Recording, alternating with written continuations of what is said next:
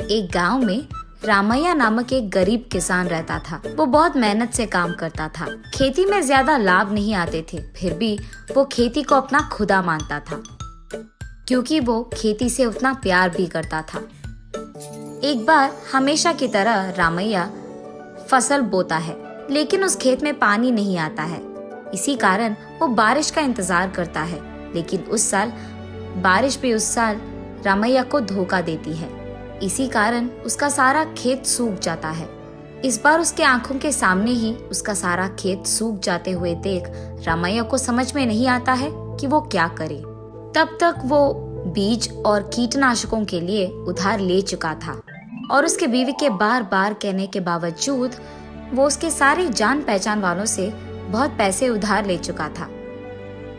ये सब खेत में फसल बोने के लिए करता है, लेकिन अब वही खेत सूख गया है। अब उसका उधार चुकाने के दो ही मार्ग थे।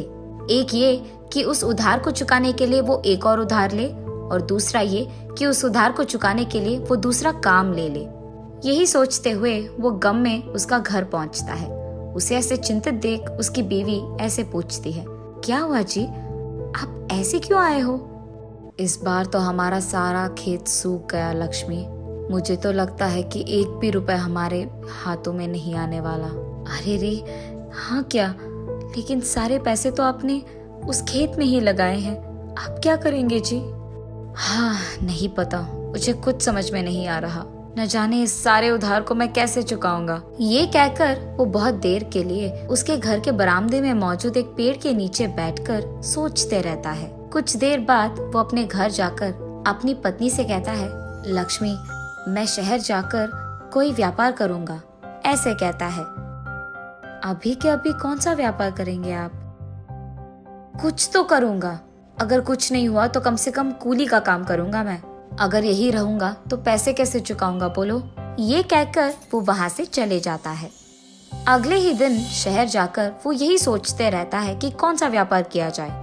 ऐसे ही सोचते हुए चलते चलते वो एक ऐसी जगह पहुंचता है जहाँ पे अपार्टमेंट्स बहुत ज्यादा हैं। वही जंक्शन पे एक पेड़ के नीचे एक बंडी दिखाई देती है। उस पे आराम करते हुए वो देखता है कि वहाँ के लोग सब्जी और हर रोज की चीजें खरीदने के लिए बहुत दूर जा रहे हैं। ठीक तभी उसे एक योजना आती है कि वहाँ के लोगों को आसानी से सब्जियां खरीदने के लिए एक जगह होनी चाहिए, और बस उसके पास मौजूद थोड़े ही पैसों से रोड के बगल में मौजूद फुटपाथ पे एक बंडी पे सब्जियां बेचना शुरू करता है। और क्योंकि अपार्टमेंट्स के पास में ही सब्जियां सारी मिल रही थी, अपार्टमेंट के सारे लोग रामैया के पास जाकर ही सब्जियां खरीदने लगे। बहुत ही जल्द रामैया का व्यापार लाभ करने लगा। कुछ और दिन अगर ऐसे ही चला तो मैं अपने सारे उधार चुका पाऊंगा। ऐसे सोचकर वो घर भी जाए बिना वही रात में फुटपाथ पे सोते हुए सुबह उठकर सब्जियां खरीदकर उन्हें अपनी बंडी पे दिन भर बेचते रहता था। ऐसे कुछ दिन बीत जाते हैं। एक दिन वहां से गुजर रहे पुलिस फुटपाथ पे मौजूद रामैया की बंडी देख, परमिशन के बिना फुटपाथ पे बंडी लगा के सब्जी का व्यापार करते हो तुम? चलो निकलो पुलिस स्टेशन। ये कहकर पुलिस बहुत जोर से चिल्लाते हैं। साहब मुझे नहीं पता था साहब, यहाँ पे व्यापार करने के लिए परमिशन लेने की जरूरत है, ये मुझे नहीं पता साहब। मैं यहाँ बस 2-4 पैसे कमाने आया साहब, माफ कर दीजिए साहब। तुम पहले यहाँ से पुलिस स्टेशन चलो, वरना पैसे निकालो। चलो फाइन भरो तुम। साहब छोड़ दो साहब, मैं चले जाऊंगा साहब यहाँ से। अरे तू पहले पैसे निकाल। उस पुलिस को पैसे देने के लिए तब तक सब्जी बेचकर जो पैसे उसने इकट्ठा किए थे वो बाहर लाता है। उसे देखते ही पुलिस रामैया के सारे पैसे खींच लेता है। चलो निकलो यहाँ से और कभी यहाँ मत आना, ऐसे चिल्लाता है पुलिस।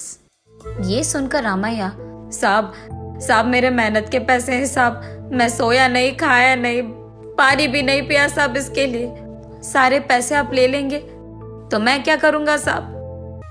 अच्छा नाइंसाफी, 2 हफ्तों से बगैर परमिशन के तू यहाँ फुटपाथ पे व्यापार चला रहा, इस काम के लिए तुझे ज्यादा पैसे देने पड़ेंगे। मैं तो अच्छा हूँ तुझे छोड़ दे रहा हूँ, जा यहाँ से निकल। यही रहा तो स्टेशन ले जाऊंगा, समझे? ऐसे चिल्लाता है। अब पुलिस का सामना ना कर पाने के कारण रामैया चुपचाप वहाँ से उसका बंडी लेकर चले जाता है। अगले दिन रामैया ठान लेता है कि पैसे कमाए बगैर वो अपने घर वापस नहीं जाएगा। सब्जी के बाजार जाकर हर रोज खरीदने वाले सब्जीदार के पास कुछ सब्जियां उधार पे लेता है। वो सब्जी उसके बंडी पे लगाकर वो गली गली उन्हें बेचने की बहुत कोशिश करता है, लेकिन इस प्रकार वो ज्यादा पैसे नहीं कमा पाता है। ऐसे वो शाम के समय में जिस अपार्टमेंट के पास वो सब्जी बेचता था वहाँ पहुँचता है। वहाँ के कुछ लोग रामैया को देख उसके पास जाकर ऐसे कहते हैं, क्या हुआ रामैया, यहाँ से अपना बंडी निकाल दिया तुमने? आज सब्जियों के लिए बहुत दूर जाना पड़ा, पता है तुम्हें? ऐसे पूछते हैं। और बस उसके बाद जो कुछ भी हुआ रामैया उन्हें समझाता है। ये सुनते ही वहाँ के लोग, अरे रे, ये तो नहीं होना था, चलो जो हो गया सो हो गया। रामैया, हमारे अपार्टमेंट के पास एक छोटा सा स्थान तुम्हें हम मुफ्त में देते हैं, वहाँ तुम एक छोटा सा दुकान लगाओ। हर रोज वैसे भी हम सब सब्जियां खरीदी लेते हैं, तो तुम्हारा भी काम हो जाएगा और हमारा भी। ऐसे कहते हैं। इन सब की दया गुण देखकर रामैया, तुम सबका शुक्रिया तो मैं कैसे करूं साहब, ये एहसान मैं कभी नहीं भूलूंगा, बहुत बहुत धन्यवाद साहब, भगवान आप सबका भला करे। अरे रामैया, हम जो कर सकते हैं हमने वही किया। अब चलो, कल सुबह आकर तुम दुकान का काम देख लो, ठीक है? ऐसे कहते हैं। उनके कहे के अनुसार सुबह होते ही रामैया उस अपार्टमेंट के गेट के बाहर एक छोटा सा दुकान लगाता है। ऐसे कुछ दिन बीत जाने के बाद कुछ पैसे इकट्ठा करता है और अपने घर जाता है। गांव में कुछ लोगों का उधार चुकाकर अपनी पत्नी के पास जाकर ऐसे कहता है, अब से हम शहर में ही रहेंगे लक्ष्मी। वहाँ मैंने एक छोटा सा घर भी किराए पे लिया है, वहाँ हमारा व्यापार अच्छा चल रहा है। कुछ और दिन गुजरेंगे तो और पैसे भी मिलेंगे, तब हम यहाँ के सारे लोगों का उधार चुका पाएंगे, ठीक है? ऐसे कहता है। कोई नहीं जी, आपकी मेहनत का फल मिल गया। तब रामैया सोचता है कि एक ही शहर में जब एक तरह के लोग उससे पैसे छीन लिए, दूसरे तरह के लोग उसको वापस अपने पैरों पे खड़ा करने के लिए मदद किए हैं।